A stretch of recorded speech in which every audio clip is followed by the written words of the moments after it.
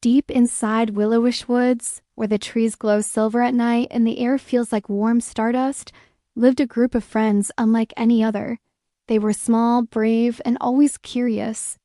And tonight, they were about to begin their most mysterious adventure yet.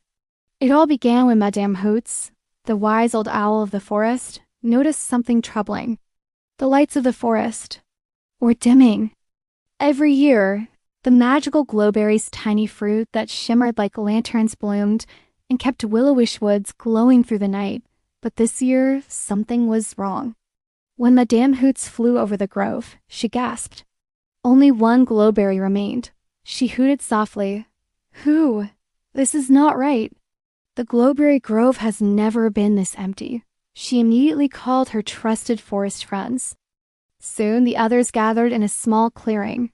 Finn, the young wolf, brave but gentle. Yellaw, the quiet hedgehog, small but always observant. Siggy, the quick and chatty squirrel. Rena, the curious young deer. And Max, the clever monkey from the treetops. They huddled around Madame Hoots as the last glowberry flickered like a dying candle. Finn tilted his head. "Madame Hoots, what happened to the rest of the glowberries?" Madame Hoots closed her eyes. "That, my dear friends, is what we must discover." Rena stepped forward. "Maybe the glowberries didn't grow this year?" But Lila shook her head. "No, the vines look broken, as if something took the berries. All of them." Something rustled in the branches above. Siggy jumped. "Who's there?" Max swung down from a branch. "I saw something earlier near the river, a trail of glowing dust. I think someone moved the glowberries." Madame Hoots fluffed her feathers. "Then we must follow the trail before the magic fades completely. If the glowberries disappear, the forest light disappears with them." The friends exchanged determined nods.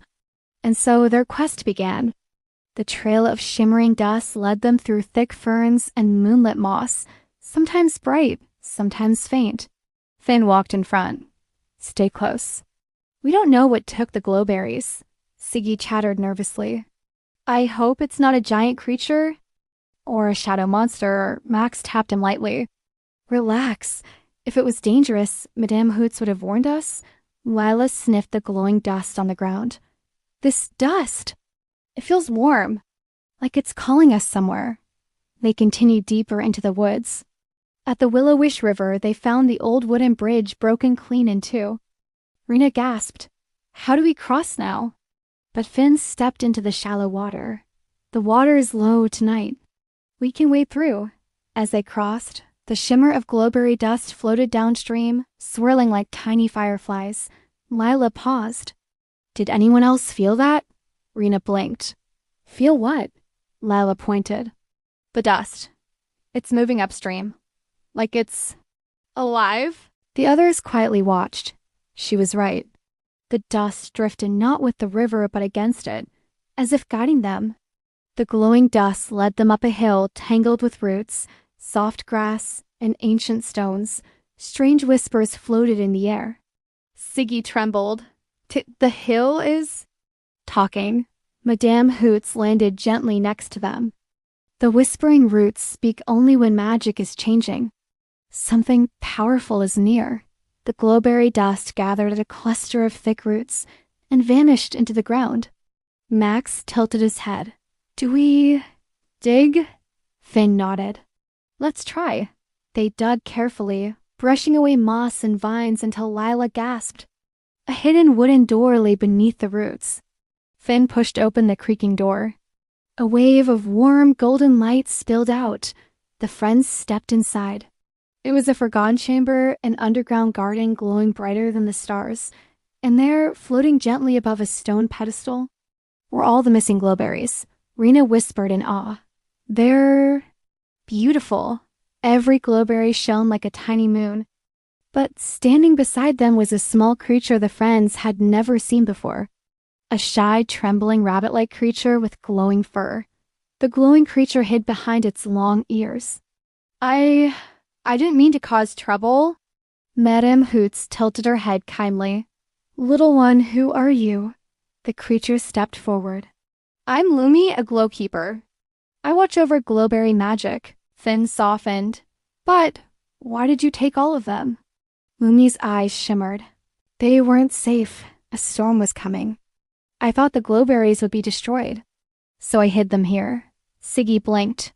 So you were protecting them? Lumi nodded. But I was too scared to tell anyone. Rena smiled gently. It's okay, Lumi. You were being brave in your own way. Madame Hoots fluffed her wings. And now that we understand, we can help. Working together, the animals carefully carried the glowberries back to the grove. Lumi guided them, showing how to place each berry along the vines. One by one, the glowberries bloomed with warm, magical light. Finn stepped back. It's beautiful. Lila smiled softly. Willowwish Woods is glowing again. Siggy lifted Lumi onto his shoulders. And our new friend helped save it? Lumi beamed literally. That night, the forest glowed brighter than it had in years. Stars twinkled through the leaves. The glowberries shimmered like floating lanterns.